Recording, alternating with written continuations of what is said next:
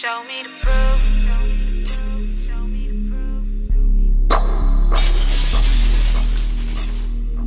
First off, is rose art.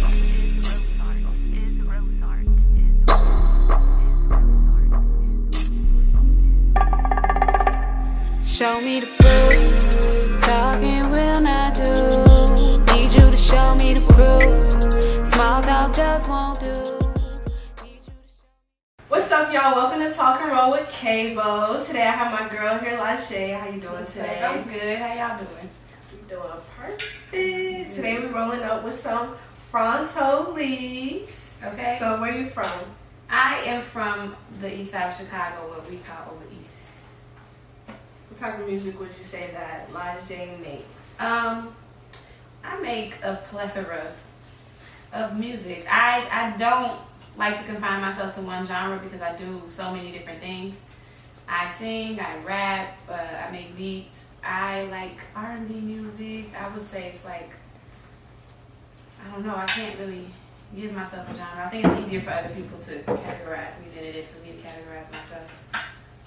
When did you first get into music? Okay, well, I've been writing since I was a kid, since I was like 8. I wrote, the first song I ever wrote was a song about me being mad at my mama because she whooped me. I probably deserved it, but I was mad as hell and I wrote a diss track. But it wasn't, I was like singing, I wasn't rapping. But yeah, when I got to high school, I wasn't recording music, but I would be like performing at all the talent shows and like just performing anytime I could. When I got to college, I didn't do a lot of music. My freshman year of college, I was like partying and stuff. But once I kind of like lived on my own more so and not like depending on like dorm life and stuff like that. That's when I kind of started to come into myself more. And I started recording in my friend's bedroom. That was when I was 19. That was about 4 or 5 years ago. Alright. Are you signed to any label right now, or are you an independent artist? Right now I am an independent artist, but lately I've been getting a lot of offers for management and different things like that. People trying to help me reach the next level. Look, you a pro, you break it down with your fingers. Yes. I don't know, the grinder is just, you be tweaking sometimes. Man, I'm lazy.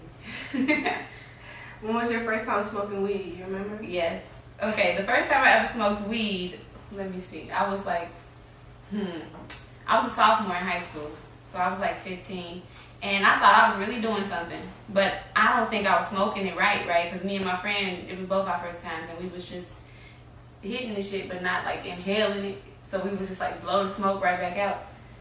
Didn't get high. The first time I smoked and got high, I was with my brother, and he taught me how to roll up and everything, and yeah, the first time that I felt high, I was just like, whoa. Am I high? Is this what this is? I was on Tumblr, mind you, just scrolling through Tumblr and it just hit me. And I was like, this is what it's supposed to feel like. This is cool. You prefer to roll up with frontal leaves, or it don't matter to you? It don't especially matter. Well, I ain't gonna lie, that's a lie. I don't like to smoke blunts for real. I'm not supposed to just because my voice, it's not really good for your voice. But I just like the way the frontals hit. It's kind of like a backwood, but not as harsh. You think a backwood is harsh? Mm-hmm. Wow, okay. You know. I love smoking backwoods. Has Chicago influenced your music at all? I would say it has. Just based like on my experiences living in Chicago, that's what's been my influence. But I don't know. I haven't truly been inspired or influenced by a lot of Chicago artists. I don't know. Did I answer the question? You did. You want to get out of Chicago, or you want to stay in Chicago? You don't know if Chicago's for you? I like Chicago. Like I will always have it be my home base. But when I get the money to go, I'm going to go. I'm always come back though, but I don't feel like I like to be confined or restricted to one specific place. There's so much inspiration Right. in other places. Is there any artists you want to work with out of Chicago? Yes. I want to work with Smino. Woo! I want to work with SZA. I love her. I want to go on tour with SZA. So I already spoke that into the universe. That I'm gonna go on tour with SZA. Amen. Aside from that, I am not super in the loop when it comes to music. As far as like the artists and Yeah, like who's popping right now and who's, up and coming. I don't really. I've been like super focused on like my own thing, but when it comes to like artists in Chicago, I kind of pay more attention because these are people that'll be really easy for me to work with, All right. So let's talk about the new song, the new single you have out. It's called Proof. Mhm. It came out March 29th. Where did you come up with that idea and to work with Jock? Okay, so, well, the song, my producer, he sent me the beat, and usually when I go to the studio with him, I kind of like make the song up as I go, and so that's how we kind of came up on that. He kind of threw me a couple ideas, and I had an open verse. I recorded Proof last time, but it's been sitting in my phone for a long time. I had an open verse for the longest, and I didn't know who to put on it. And then somebody tagged me on one of Jock's posts because he was singing over the same beat that I made my song Dash to. Okay. And it was raw as hell. I was like, whoa, okay, I need to work with this dude. So from there, we kind of started to build like a rapport with one another. And his voice is beautiful. So I was just like, hey, I got an open verse, you want to hop on this? And he was like, yeah. And he sent the vocals back same day. I like working with him. I like how fast he works and how professional his sound is. Oh, okay. Look, Shorty trying to get lit. She trying to spark the blunt. She like, we not playing. Look, I was trying to do it slick too. Like. Right.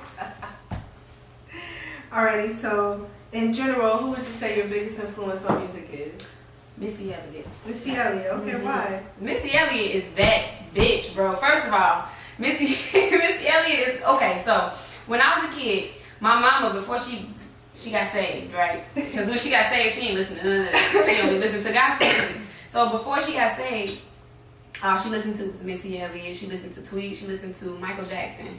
She listened to Janet Jackson. So those are all my bigger influences. She didn't really listen to like Usher and Destiny Child like I did when I was a kid, but she listened to a lot of R. Kelly, which she listened to a lot of R. Kelly. He was making hits at the time, Who else did she listen to? That was basically it. But she used to bump Missy Elliott like crazy, and I think it's because Missy Elliott, she broke industry molds. She just did. She is innovative. Mm-hmm. Yeah. Even still, I used to study her videos. I love her creative mind. I would love to work with Missy Elliott. I should have said that when you asked me like artists I want to work with. I would love to work with Missy Elliott because she can sing her ass off. She can rap. Her flow is fantastic. Her creative mind with her videos is unmatched. Like she just is raw as hell. Yeah, bro. My favorite song by her favorite video is that I can't stand her. Why was that the song I kept thinking of as you was talking? I love that song. The video is raw. I liked her when she was bigger because she just didn't give a fuck. She just was like, this is who I am. I'm talented as hell. Y'all gonna accept me. And we did. So how would you say the industry is towards female artists? They try to fold and bend us into what they want us to be. They definitely do. And even like on a smaller scale, I think that being a woman in the industry, you gotta know yourself. For sure, know yourself, because these men see women and they think weakness. They think that we are what they can create. Mm-hmm. Just make us into whatever they want us to be. And I ain't never been that type to just be what people tell me they think I should be. But I've had experiences where people would try to pit me against other female artists, which just you know, I'm not with that. I feel like my journey is my journey and your journey is yours, and we both can be amazing. But men be like, oh, well, did you see so-and-so did this? And I just be like, I don't give a shit. That don't got nothing to do with me. But men will definitely try to have women compete, or they try to like strong arm you and shit, you know, into fitting whatever they feel like a woman is supposed to do. So you feel like for men in the music industry try to bring females down, do you feel like other females easily help other females get up? Like we're willing to work with you? I think we're getting there. I really do. I think I just saw okay, so y'all know Azalea Banks, controversial ass girl. Rico Nasty just dropped the project, which I haven't listened to the whole thing, but I fuck with Rico Nasty. She always tell to me. And Azalea Banks decided to text Kenny Beats, the one who produced the project, and say this album was trash, she weak as hell and stuff like that. And it's just, I feel like nobody does that when men release projects that they don't like. Nobody, you ain't gonna text the male producer and be like, so and so, this whatever the Migos just dropped is whack as hell. Like, why is it that women face more scrutiny than men? Are you willing to work with any female artists in Chicago? I actually have a couple tracks with some of my favorite female artists, like Chanel True. She raw as hell. We did a track together, which I have a show coming up on May 6th. Y'all should get your tickets, they $5. Okay. It's my first headliner show, so I'm excited about it. But I decided to bring out all of the artists that I really, really admire their work ethic. Like Chanel True, she works hard and she's talented. We have a track together, and then I have a song with this girl named Jazz. She's from Chicago, and she's dope as hell too. So I'm real big on working with other women, because honestly, I feel like the women got it. We pay closer attention to detail. We make overall better music, in my opinion. I'm not gonna say every woman makes better music than every man, but as a whole, I think that there's a lot of talent in the female realm. And when you work with other talented artists, it makes you better. What would you say your ideal session is? Like who you would bring to it, what you'd be rolling up to it, if it's a certain kind of weed you want to smoke? I don't know. Usually, I usually only smoke to create, or sometimes I smoke socially. My ideal session, I would say, it would have to be at a studio that feels really comfy, like home, you know? Because I record a lot at home now, and it's just real comfortable. I like to do sessions by myself, though. I don't like to have a lot of people, unless I'm actually working on a song with you. I like to have the session to myself and to my engineer, because I feel like everybody brings different energy into a room, and I want it to be just my own energy, just vibe. You feel like weed sparks your creativity? For sure. That's what's up. So tell me about the single that you have, Tingling. Where did you come up with that idea? I wrote Tingling like 2 years ago when I had a crush on this dude. And yeah, I just was trying to see what was to him. And it ain't work out, you know, things, you know, he wasn't. You made it while y'all was talking? Yeah, while we was talking, and like before we started talking, I started writing it when I first had a crush on him, and then we started talking, and I finished the song, and then, you know, we kind of just like went our separate ways. But the way I like to create is, I'm a very emotional person. I'm a Pisces. I wear my emotions on my sleeve, so whenever I feel any emotions, I like to take advantage of those emotions in the moment. So like, if I got a crush on a nigga, even though I know it might not pan out to be nothing, I'm gonna take advantage of the fact that I still got butterflies in my stomach right now. So I'm gonna write this song, and it's gonna be fat because the emotion is still there. I like that. And then, you know, once it's gone, it's gone. But that's like how music is. It's art, just like a painter. When they paint something in a moment, once it's done, it's done. And that painting is still great, but now you're moving on to something different. So tell me about the song that you have, Women of the Earth. I like that. I love that song. Woman of the Earth, I feel like, is when I really realized that my life is what I created to be. I was dating this dude, and I saw so much potential in him, but he was not motivated enough. And me having the dreams that I have, I can't be around it. detrimental. Because you are the company you keep. So Right. that song, when I wrote it, I was thinking about him, but I was also talking to myself. Like, yeah, so that's basically what the song is about.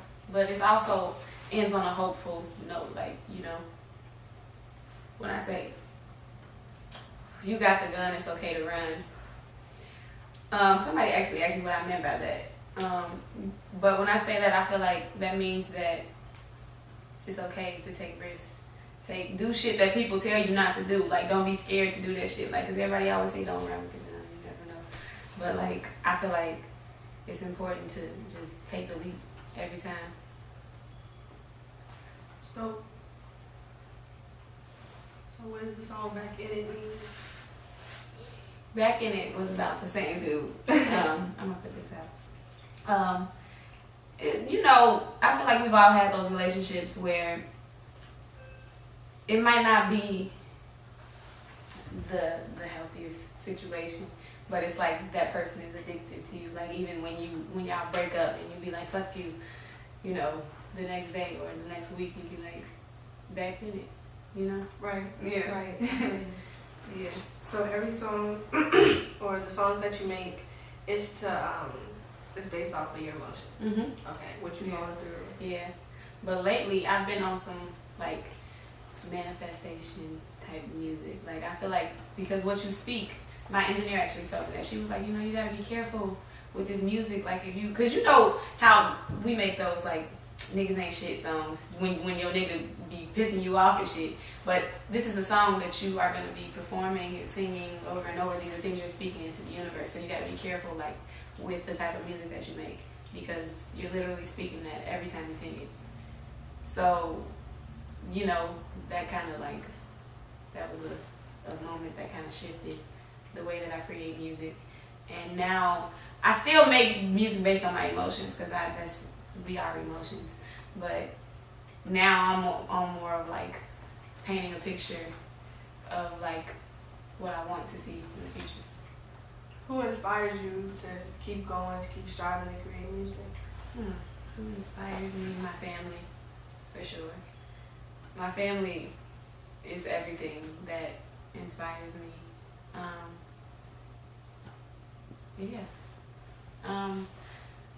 When I discover new dope ass artists, that inspires me. When I see other individuals who just go for it and just put their true selves in their music, that inspires me. When I get messages from girls, like saying what my music does for them, that inspires me. I've got messages that like make me cry, like, and I don't know, it's just beautiful to know that me being myself and doing something that is like, it naturally comes to me. I'm helping people get through stuff. That is the best feeling for me. That's what's up. You got any upcoming events, anything that you want people to know about? Okay, so May 6th, I have my first headlining show. The ticket link is in my bio. You can find me on everything at LaJe Official. That's LAJE Official.